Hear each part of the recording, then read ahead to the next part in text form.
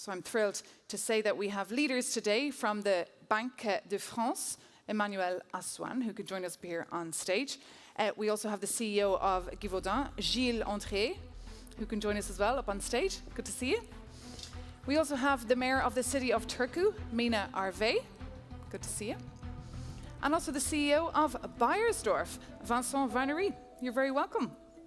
Thank you so much.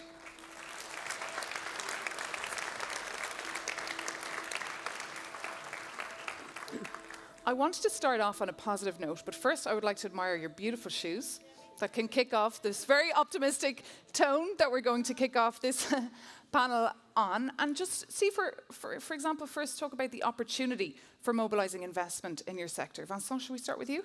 If you want. The complexity for us, is that we're in a consumer business. Beiersdorf is not well known. This is a company of Nivea.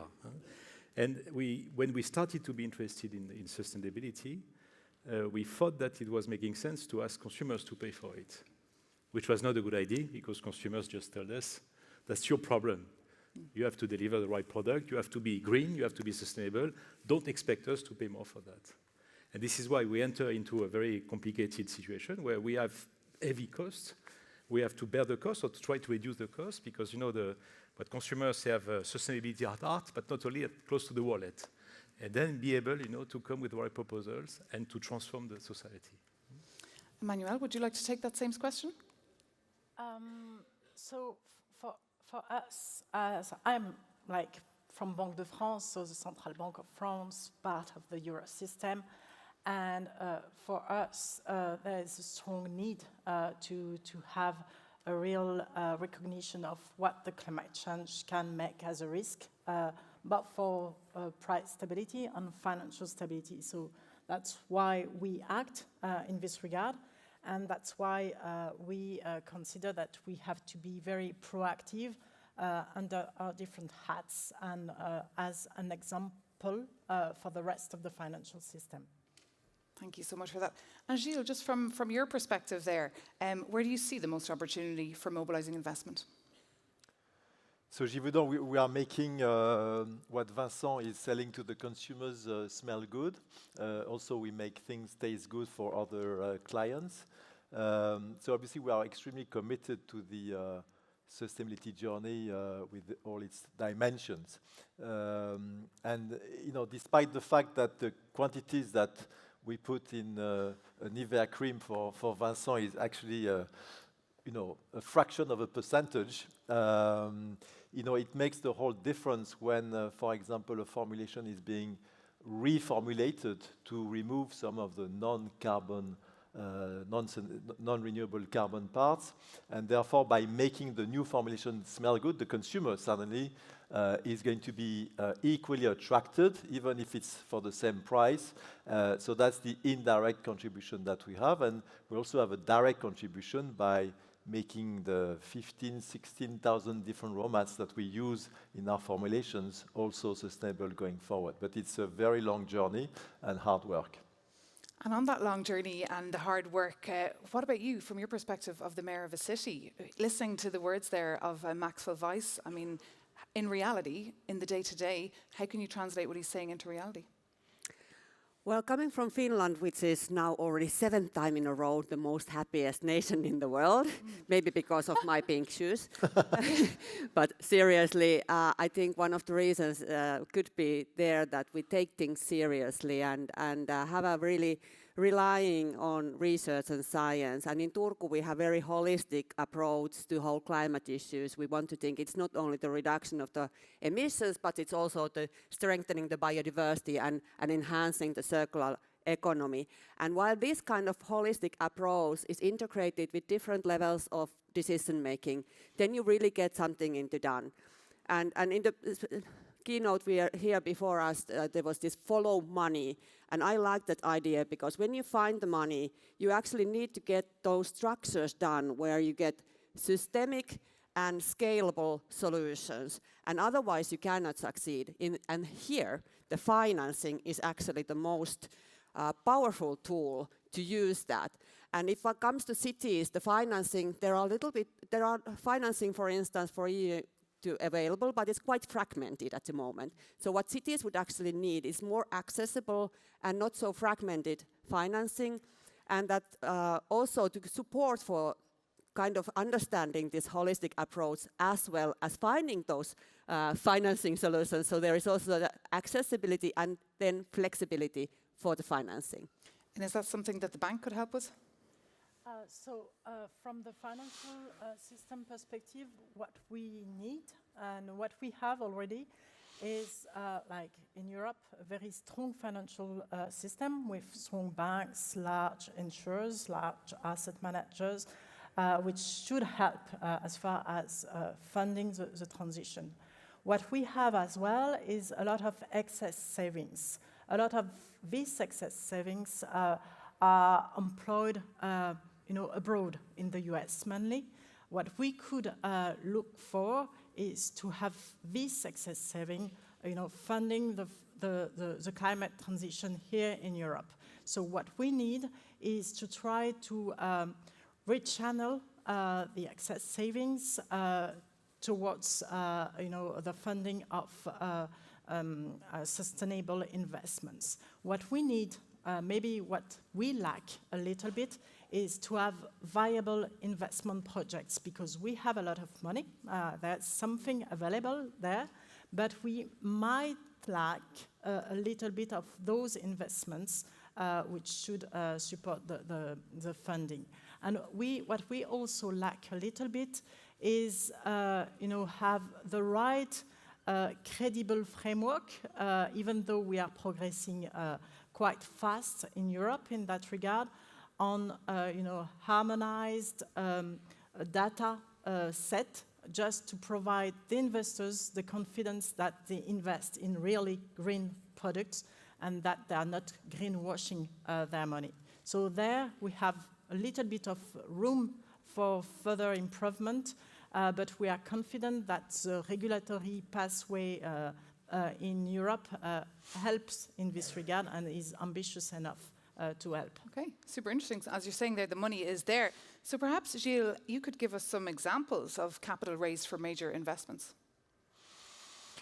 Well, it takes different facets. Obviously, I've seen, so I'm happy to have done the CEO job for 20 years. So I've seen a bit of an evolution where investors, which were more sustainability driven, putting sustainability targets in their whole portfolio, positioning that with their investors, has helped, us also be encouraged in valuing some of the things that we are doing. So that's the first one.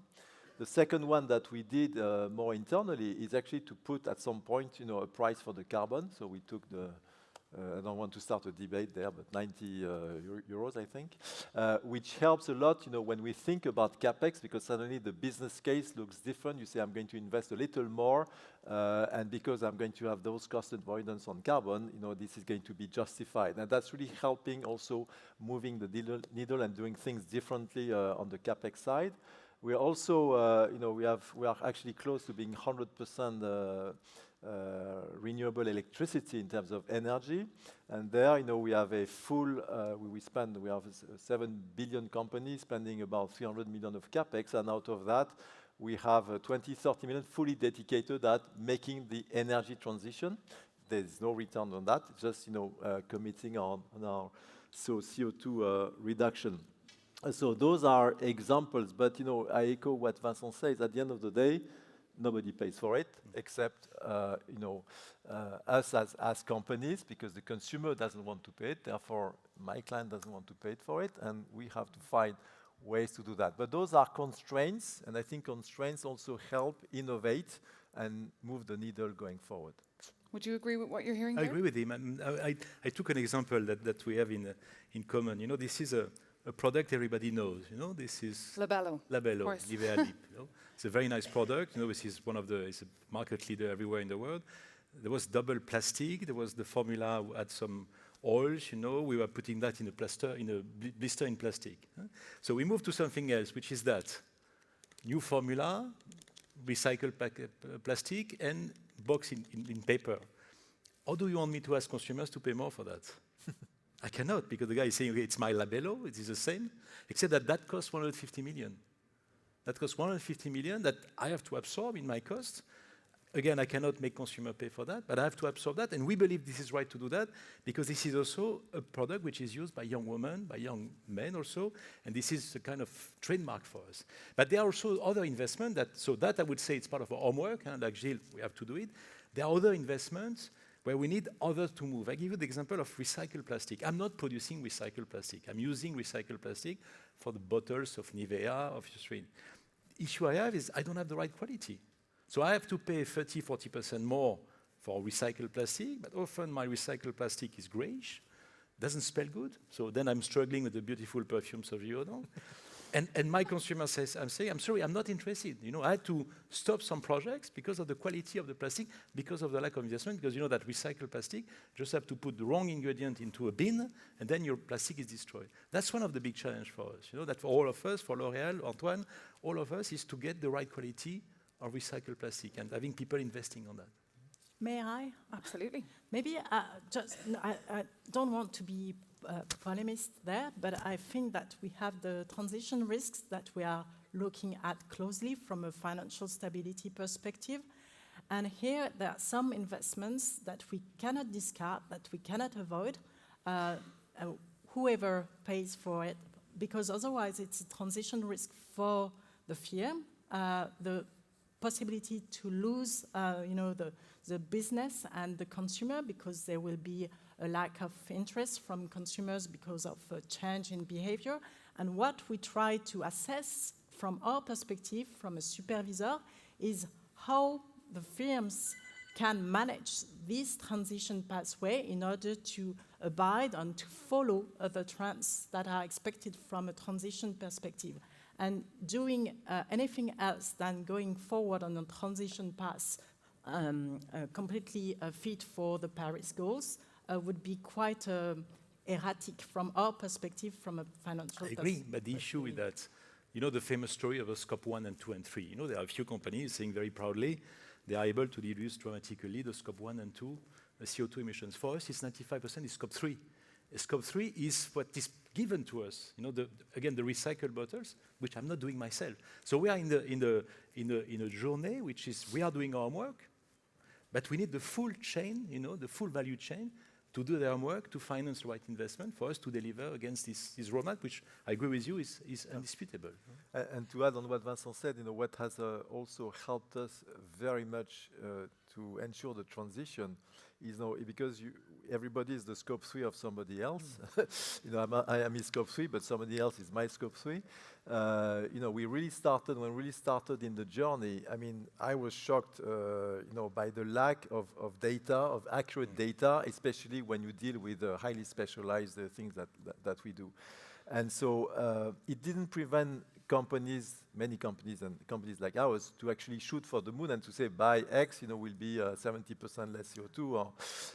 But in this journey, it's about getting the granularity of data and moving away from all those proxies, approximation, and I'm a French, you know, in the world of Cartesian, so staying away from that so that you can really make decisive, sort of informed decisions when we formulate, when we make a choice, which has a much bigger impact down the road than, you know, making those decisions on just assumptions. You know, I take the example of the perfumer when they formulate, you know, then if they can really make the choice between this and that, having the exact CO2 weight for each ingredient, that makes a huge difference and that helps moving the needle. Okay. If I give you a scale from the city perspective, give you an example, we are, as a Turku, we are one of the 100 carbon neutral and smart cities by European, so in the mission cities, and we are going to be carbon neutral by 2029. Within this mission, we made our climate city contract, which was accepted last week. And there we have promised that our investment plans for this decennium to be carbon neutral are about 3 billion euros, which means basically the city and the city-owned companies.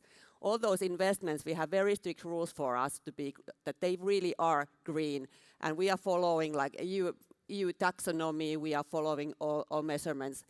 And that's what we are coming to the concrete example while we're actually doing those planning for example, for a school. And we know that the school is actually today, it's a really expensive one. The schools in general are very expensive ones. But if you put there the green, those requirements also, so you actually pay few million euros more than without those green requirements that we have put for ourselves. Obviously, if we will do that with the whole investment plan, it's a huge, huge sum of money, and this should be solved also somehow for the front-runner cities to have this motivation to do these kind of investments and have really the impact that we are trying to get. And that's why I say that the green transition is not going to happen unless it's happened in the local level as well. Of course, we need the national level, EU level, global level, all those as well, together with businesses. But if the cities are not implementing this, so then it's not going to happen. And what untapped opportunities are you also looking into, want to access funds? Sorry? What untapped opportunities are you looking into? There are quite a few, for instance. For instance, public-private partnerships are something that we should actually look into more. And in our size of the city, it's even more practical than in many places. We do actually have a very much cooperation with our local businesses. I'll give you one example. We have a big Bayer pharmaceutical site in our city, and they made a new investment for the new site. And it was a huge investment, 250 million euro investment, and it's their globally first site within Bayer which is carbon neutral because of that they could use that sustainable energy that we are providing for them. So these kind of collaboration are very strategic, but they can also be a very competitive advantage for the cities if you manage to do those in right ways. Another issue is in a smaller scale with the procurements, it's quite big scale for the cities and public organizations to have these kind of pre-market dialogues before those actual procurement processes together with businesses in order to get those green targets to be developed, delivered in the end of the day. And the third one is that I've already mentioned that we have looked at EU sustainability taxonomy and kind of evaluated our own investments against it. But we still see that it's not very suitable for the city perspective. So that should be developed into the more urban fitting kind of approach or that way. So that would help cities to really also get into right deliveries. The right deliveries. Okay, and just coming back to the perspective from Banque de France, Emmanuelle, because later we'll be hearing more about the CDP Europe report that's released today, and it highlights, in fact, a hesitation among commercial banks to finance climate projects. Why is that? I wouldn't say, hesitation. I am a little bit hesitant using hesitation. What we see is actually that we have a lot of initiatives from the different commercial banks in order to accompany the real economy on the transition pathway. So what are banks really looking to invest in then? So what we have as maybe has a little bit of obstacles, of impediments, is of course the capacity to decipher amongst the lot of data that we have, the ones which are very useful, and the ones which will not, make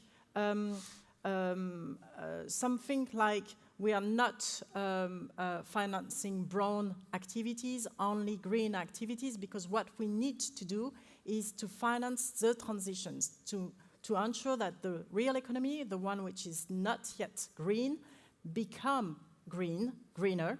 And we have to help all the different entities in the ecosystem to get on that pathway. So what we need is, and what we are setting in place, is to have transition planning activities, taking ground on the data which are starting to be gathered because of the EU regulation, which is great, the CSDR and all the different regulations in that regard. But we have to make that according to transition information. And here we have the latest directive on due diligence, which will be a big, big help in this regard, and hopefully it has been adopted in order to enforce transition planning for all the different stakeholders, the different firms, corporates, either financial or not financial. And in this regard, we are very eager to help, to support. We are in the process of developing for the firms, so for the non-financial corporates, a climate indicator in Banque de France. So trying to assess where the firms are compared to a sectoral transition pathway in order to see whether they are beyond, above, below the expectations. And maybe one last word for financial system. We are a supervisor of banks and insurers, and here we also define some expectations vis-à-vis their climate footprint, their climate transition, the way they should set up governance in this regard.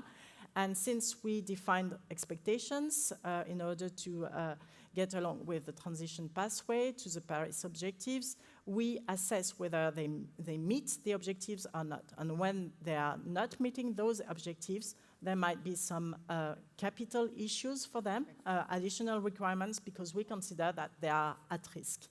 Okay, very interesting. And Vincent, just when it comes to data-driven decisions in your business, where has, for example, carbon pricing influenced your investments? We price, I mean, Gilles was mentioning that we price everything we're doing. So we know exactly when doing something, we're doing a renovation of a product, and we are in a business where we renovate and innovate regularly. We are able to assess, the level of CO2 we are rejecting, and also what we are not wasting anymore. This project I was showing you on Labello, minus 40% CO2 emissions, for example. And this is a way we assess, every time a marketing team is coming with a very great idea, we are looking at that, and this is one of the most important KPI. Used to be, in the past, are we able to increase the gross margin of the product? Yes, still there, obviously. We are not, we are not an NGO, but we are looking also at the way the CO2 emission this thing is rejecting. And that makes, the way we drive innovation very interesting, because in a way also, we transform, and that's the best scenario, we transform a positive constraints, we want to reduce the CO2 emissions, into a positive messaging, We use also to know, we didn't know if we had to say openly to our local Euro consumers, we have changed the formula, because they might be afraid of that. We have tested that, and we see that we better say, we have changed the formula for good reasons, for green reasons, and this is what you have today, and that makes a big difference. You're nodding along there, something to add? Sorry? You want to add, weigh in there? Yeah, I mean, again, it goes back to the data, and I think I mentioned, reduction of CO2 can be viewed as a constraint, but just to exemplify a bit what Vincent said is that it's also multidimensional, and I'm going to kill a few preconceived ideas as an example. It's not because you are more natural that you are more sustainable, by the way. And by the way, there are more naturals which can have allergies on skincare as opposed to more artificial. So it's all, and there are things which are more biodegradable than others. So it's already trying to live this transition, but managing multidimensional, obviously the cost, because nobody wants to pay for it, the biodegradability, the more naturality, not having an impact on the biodiversity, and the more the data actually helps, going through these complex multi-dimensions optimization, and not just one single one on CO2, the more we are equipped and do something which are the right things for nature at the end of the day. And Vincent, just coming back to you when it comes to customer demands and consumers, what we mentioned a little bit earlier, how are they driving your new investments in new products? We do, this has become an obsession for us. So everything we do, there must be a sustainability reason. It's not always the main reason. And when did this obsession start? Started a few years ago. I think CDP was also a trigger, because we wanted clearly to be best in class. It was not a priority for us in the past. I must say we came pretty late, later than a company like L'Oréal, for example. But we loved, the CDP as a way to measure in a very objective way the progress we're doing. It's a nice marketing story in a good sense with a big M, And we say, okay, let's make it happen. We have a value chain which is pretty simple. We start by the formula, then you have the packaging, you have the production. And we are able to look at all these elements, and we have been able, and this is why the CO2 calculation was absolutely essential, to be able to assess exactly what we're doing and to force and to accept also the price increase. This is the most important thing. You know, this is something which was for us a game changer. We say, yes, we can. We have to bear the cost, you know, and we have to because it's natural. Our consumers are expecting that. So we will try to minimize it, but it has become a trigger, you know, and there are things you can, what is very interesting in this industry is that we are competing with, we have big competitors. I mentioned L'Oréal, I could mention Puig, Unilever, but we have this, I mean, Barbara Lavernos was using the word competition, you know. We are also working in a sense together because we are super happy with one of us has found a new way to be better, to be green. Give you an example, pump. To have a recyclable pump was something that a few years ago was not existing. One of us found it, we developed that. You know, I'm sure, Gilles, also, you're looking at what Firmenich is doing and vice versa, in order to be sure that we are best in class. You know, it's very interesting, CDP, 10 companies got AAA, 4 or 5 of them are in the cosmetic beauty industry. That's interesting, because it means that this industry is particularly willing, you know, to be best in class and to deliver the right product. And speaking of best of class, as you mentioned earlier, your city has been best, top of the class as well when it comes to CDP, an A-list city for 5 years in a row. How has your disclosure to CDP helped you when it comes to improving access to finance for projects? First of all, about this data and kind of measurability, I think it's so important in this kind of business when you're talking about climate issues, because there is also quite a lot of greenwashing around and also kind of different kind of measures that maybe are not so transparent or benchmarkable. And that's why I think it's very, very crucial for us. We have been very early days when we started to do our climate work already like 15 years ago.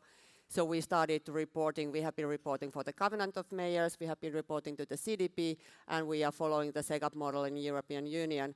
And that's why we have been able to show that we are actually going somewhere. And I was mentioning that we are going to be carbon neutral by 2029, which is kind of around soon. The corner. So, but we know that we are on the track. We have already reduced our emissions by 60%, and we can show it and how it's been done.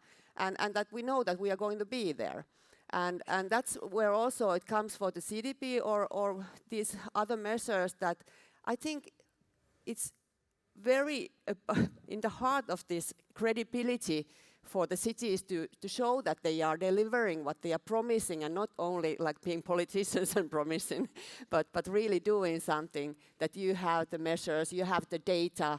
And I have not been so engineer-minded person earlier, but I've learned to love the data just because of that you can really show what you're doing. And when you put your goals, you know that you are going to be there while you have these measures. And that's why I think it's so very important that we have this platform like CDP and we have the other platforms. And even in the future, maybe not so many platforms that we have at the moment would be even nicer. What a catchphrase there. I've learned to love the data. That's one takeaway we'll be taking away from this afternoon awards. But also from your perspective, a similar question on the company side. How has disclosing data to CDP and having, of course, the A-list score helped you when it comes to raising capital? You know, I'm a product of the French education, so you always, look at your scores, at school and so forth. So obviously the CDP scoring every year is like you need to make progress and everything. So it has helped us, obviously to make progress. That's part of it. One thing which has also, helped us. So we are a public company, so when you commit something publicly to your investors, you better deliver.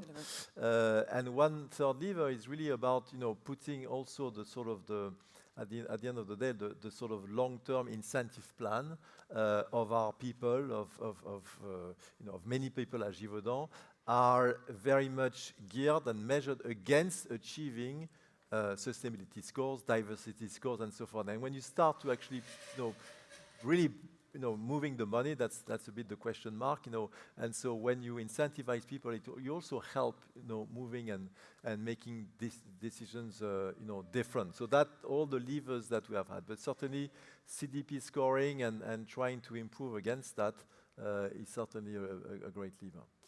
And just, Emmanuelle, I'm going to turn around to look at you and get the perspective from the Banque of France, because we've heard some of the challenges raised on the panel already, but how then can the central bank uniquely support investment technologies that are currently unprofitable?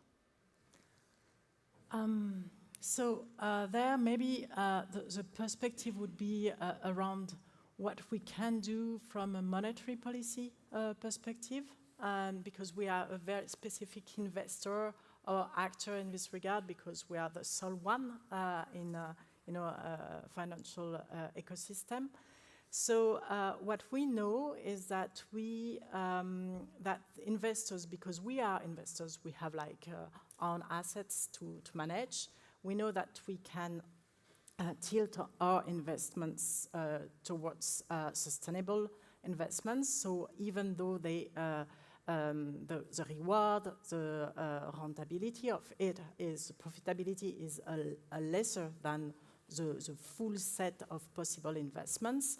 So it's possible because we did it and we are aligned with the Paris objectives.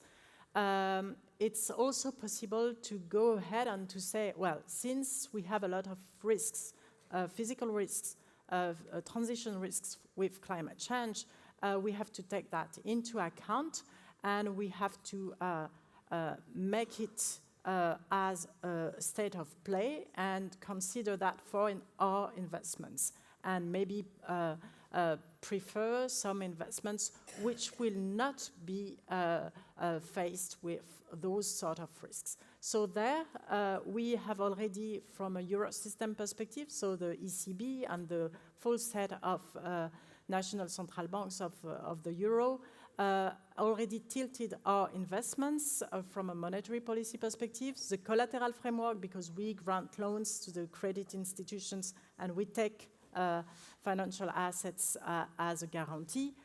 It is also already providing for climate criteria, and we are also very eager to make the compliance with all the regulatory disclosures, the European one, a very important cornerstone of our monetary policy framework. So if a firm is not compliant with the CSDR requirements, it will not be eligible as a collateral for the monetary policy, which is quite a signal from a perspective from the banks, from the whole set of investors.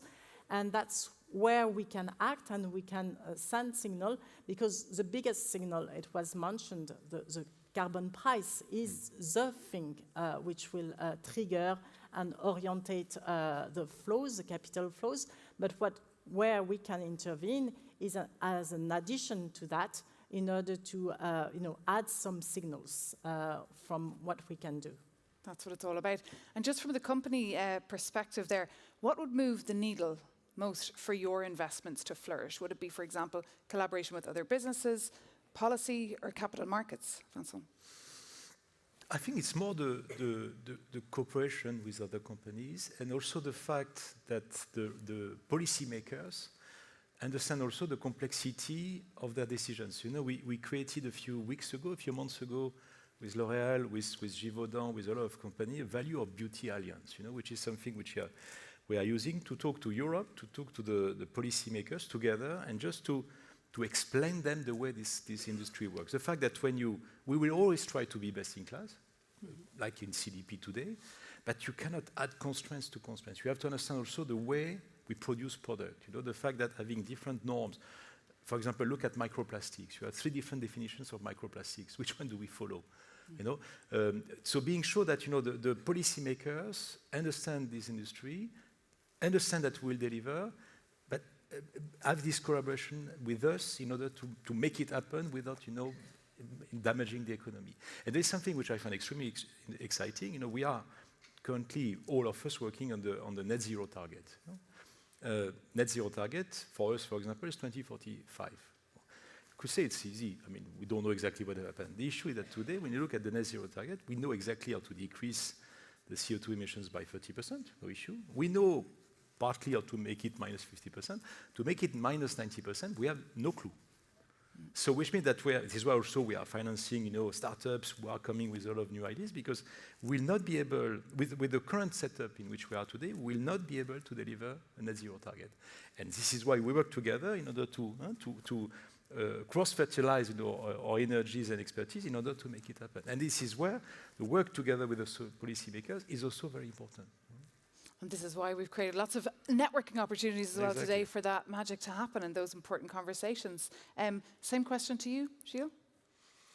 Yeah, I mean, well, I'm always hesitating, for more regulations and less regulations, because usually, sometimes you don't control how much those regulations take you away, maybe from being business friendly. So, but certainly the regulator has a role to play. Something that Vincent mentioned, is a great initiative on the value of beauty, but also companies collaborating, where there is a limit to that, because it's the same regulator who is asking everybody in Europe to save the planet, but the same regulator also asks everybody to remain competitive, including in sustainability. So there's already a contradiction there, where there is a limit to collaborating.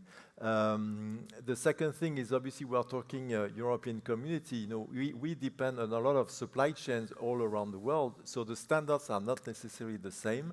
So at least if there would be at least some alignment between the different regulators around the world, that's an ideal, maybe a bit idealist view, but that would be certainly helpful, because also Europe needs to remain competitive as such. So all of those things, would be very helpful. I'll give you one last data.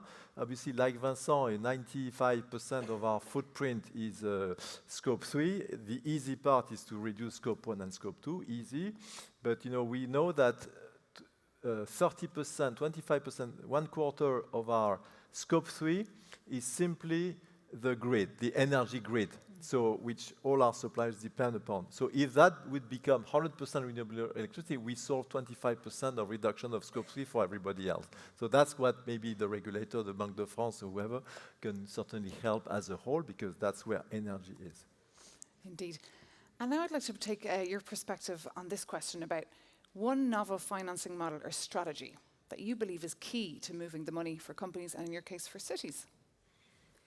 I think for cities it's very important to have this flexible and accessible financing, not only for pilot projects and funding, but also the larger scale investments, because that's where the big kind of effects are also. But then again, on the other hand, the collaboration and support is also very important. For many cities, they don't have skillful personnel or that kind of knowledge in their own cities. So these kind of networks, like for instance ICLEI, where I'm vice president at the moment, it's a global network where you can actually get a lot of support, as well as networking, benchmarking with the peer cities. And then third, I think, is that these kind of financings, green financing, like for instance, European Investment Bank is supporting. So this is very good way to kind of give a little bit cheaper money for that requirement that you will, in the end of the day, do those requirements that you will deliver the green transition. So I think these are kind of the crucial things for the cities which can actually make this transition to be real. And you mentioned the European Investment Bank. In fact, the Luxembourg-based bank, will be speaking to Ambers Fayol a little bit later, the Vice President, to hear his perspective on that. But let's get your take on that same question there that I just asked about. One novel financing model or strategy that you believe is key. Oh, that's a tough one.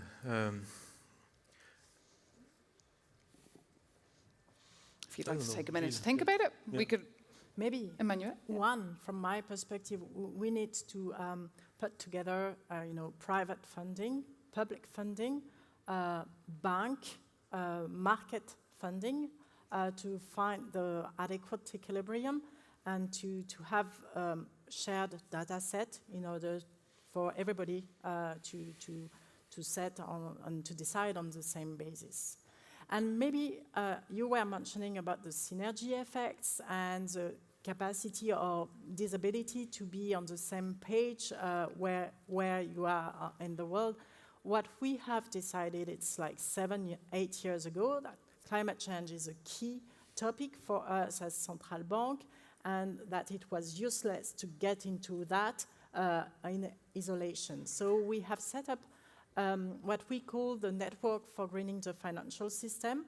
We went there, it was started in 2017, at a time when the US were not very keen to address climate change. We were a little bit in isolation. It was mostly European.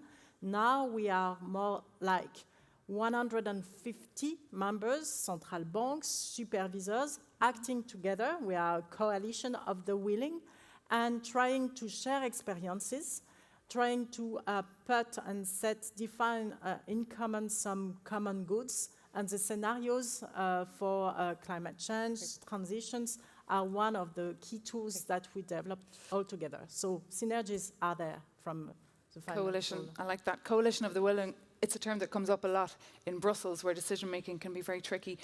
We're running out of time, but was there any amazing idea you'd come up with there that you'd like to share? No, I was thinking of there's one word we have repeated again and again, which is Europe. And it's also something when we work together with this value of beauty, we thought that we are lucky enough to have an industry which is mostly coming from Europe. And the beauty industry, the perfume industry, this is very strongly European. We want to work together. We are working together with the European Commission. We're working also in each of the member states. And having this European mindset in the way we invest, in the way we drive the sustainability, in the way we drive innovation, is the best way also to succeed. Because as Gilles said, the issue also that if we lose competitiveness versus China or the US for our own businesses, that's a nightmare, you know? That is a nightmare. And there's weekly conferences on that topic taking place in the heart of the EU over in Brussels. But I'm afraid we have run out of time. A round of applause for our panel. Thank you so much. Sure.